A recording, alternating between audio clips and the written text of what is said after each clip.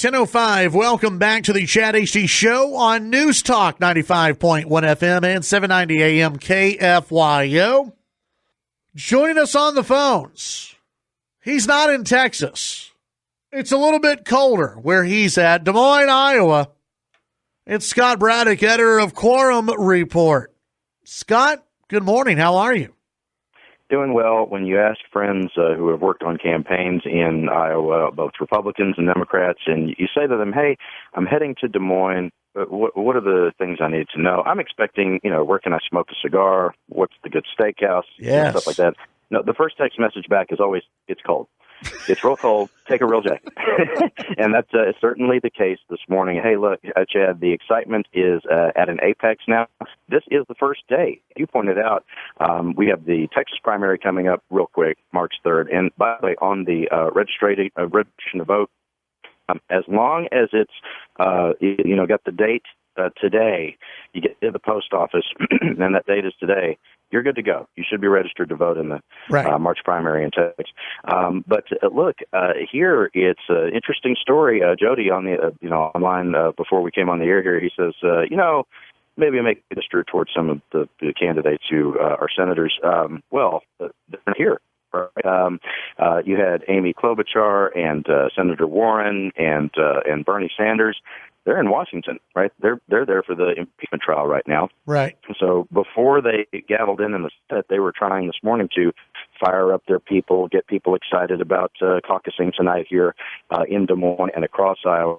They're doing teletown halls and things like that because they can't be here. So they've got their own strike forces who have come in and are trying to fire up people. They're block walking right now, knocking on doors, talking to people in coffee shops and in restaurants and, other places that people gather, trying to get folks, amped up for tonight. They have changed the rules for how they do this caucus, so it may be sort of muddled. Chad, I don't think it's going to surprise you or your listeners that a process that was set up by the state Democratic Party here might result in just sort of a muddy mess by tomorrow. We may not even know definitively who really, quote-unquote, won here. And I won't get down into the weeds about the way they change things, but you basically have 7 candidates who have really built their campaigns on trying to have a strong showing in Iowa.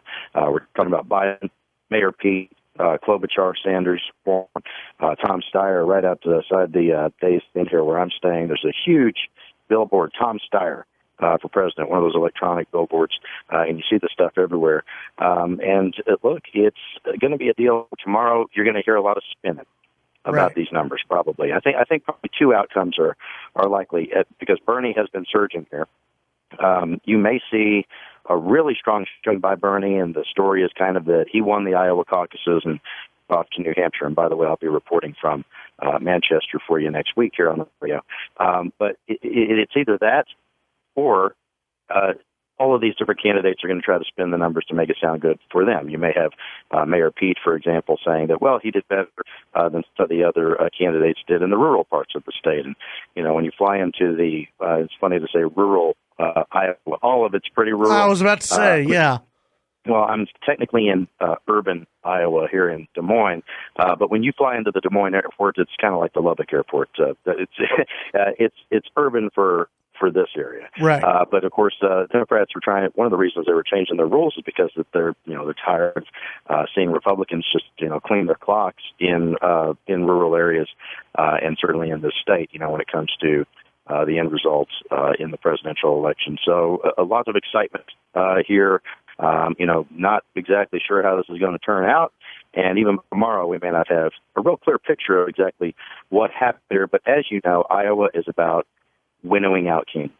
If somebody just does really, really poorly, they may have to drop out by tomorrow. But this field has winnowed itself pretty well before we've even started casting ballots or caucusing tonight here in Iowa, right? I mean, there were, so many candidates running, more than, around 20 candidates previously, and we've had one after another dropping out. And so it may be that those 7 are still competing. And then back home in Texas, you've got Bloomberg who's competing there and spending a lot of money in Texas. He's not even here. He's not doing the early states like Iowa, New Hampshire, South Carolina, Nevada.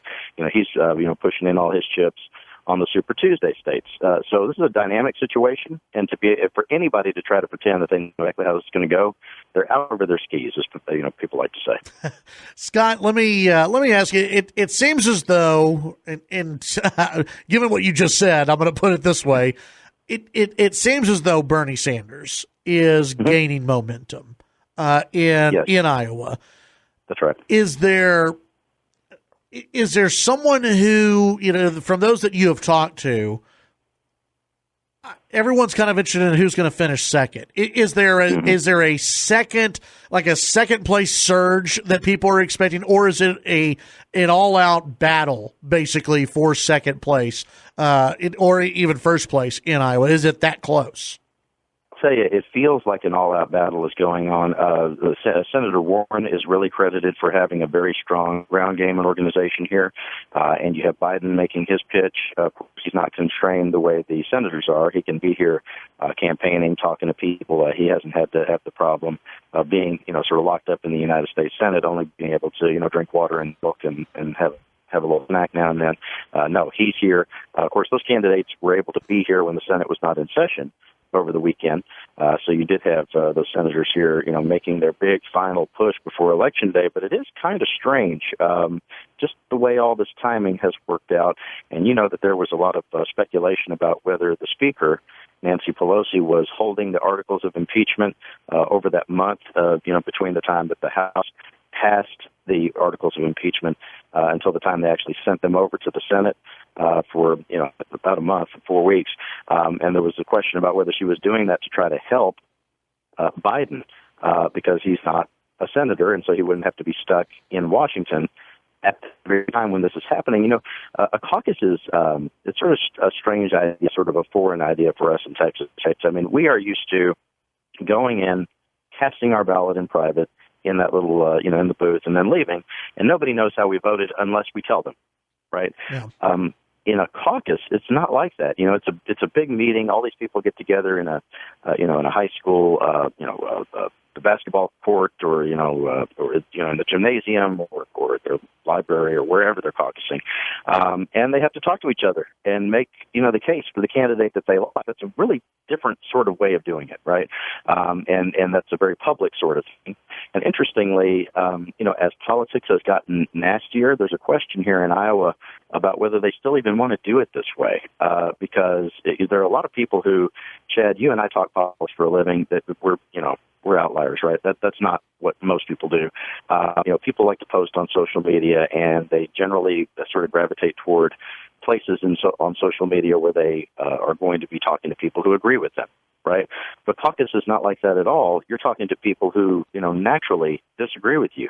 People line up for Sanders, or they line up for Warren, or they line up for whichever candidate they like, and then try to convince each other that they're not right.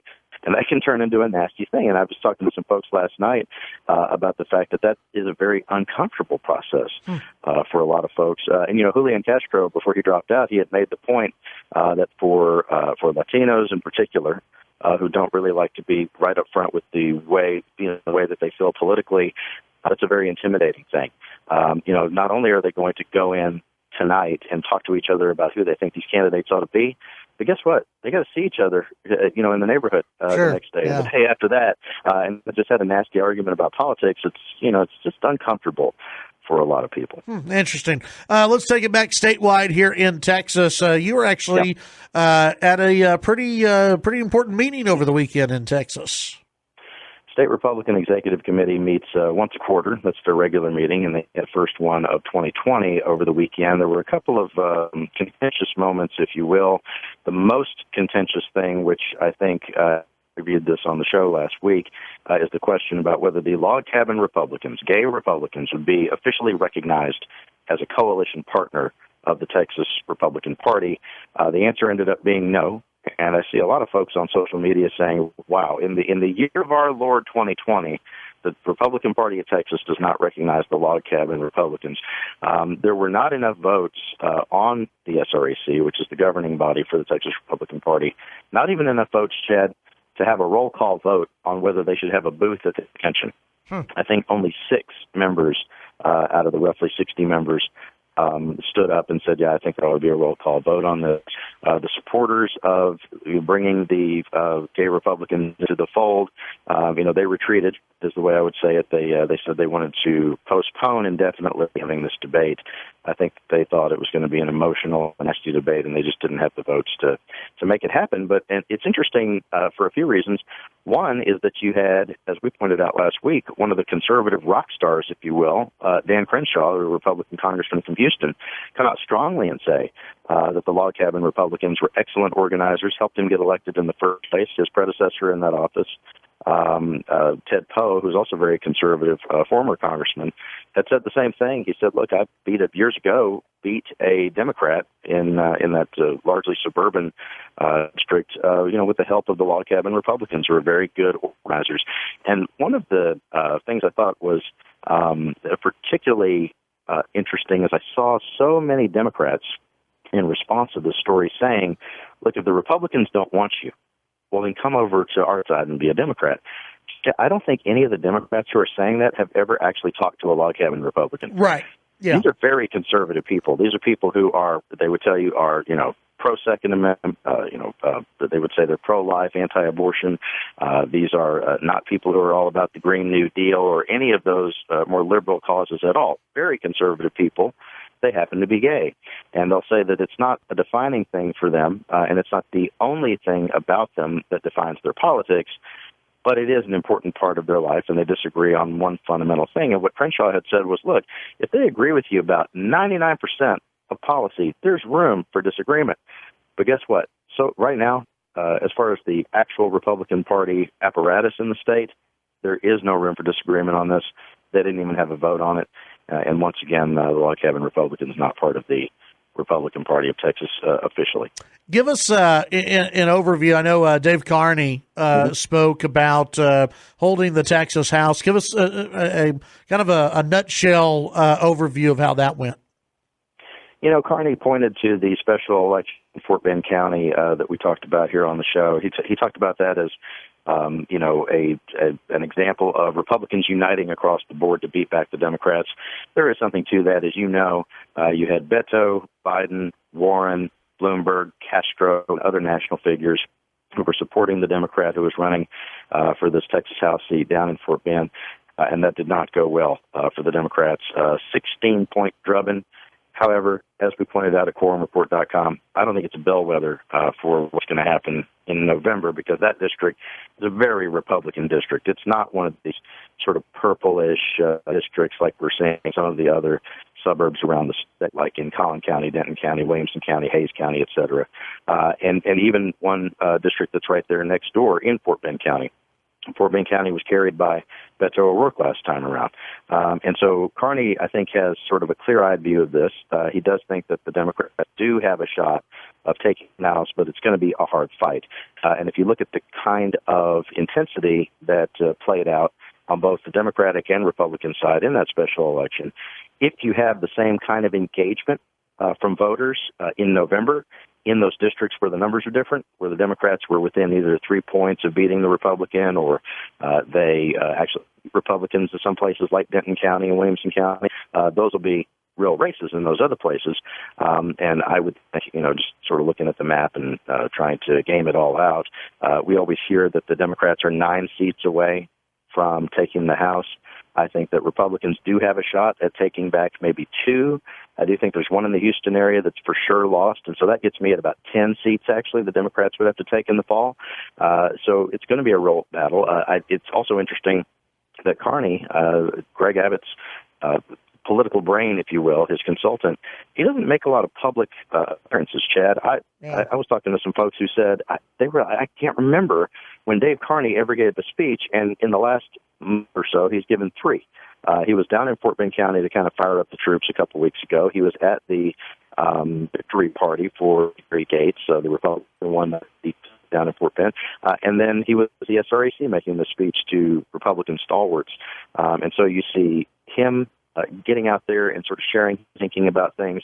That in and of itself is interesting to me. It also signals Governor Abbott is wanting to take maybe more of a role, a bigger role, an outsized role, if you will, to defend the the Texas House because, for Republicans, because there is no speaker, who can sort of be the general and act like, the guy running the war room, directing resources for different candidates and getting them the money that they need to run their races. So some of these Republicans who are in a tight spot, they're going to look to Republican leadership, and I think Governor Abbott wants it to be him, and we'll see what kind of a role Lieutenant Governor Patrick wants to play, et cetera. One of the things I thought was fascinating is Carney said that Senator Lewis from Southeast Texas, that she might be in trouble because part of her district goes into Fort Bend County, which he described that as jump ball. It could go for the Republicans or the Democrats, and that's in spite of the election result in that special election.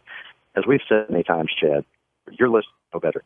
Don't read too much into the special election results ever in a special election because it's a weird time. It's January 28th. Who knew who was going to turn out to vote? Yeah. Republicans did an excellent job of getting their people out. November's not going to be like that. It's just one number.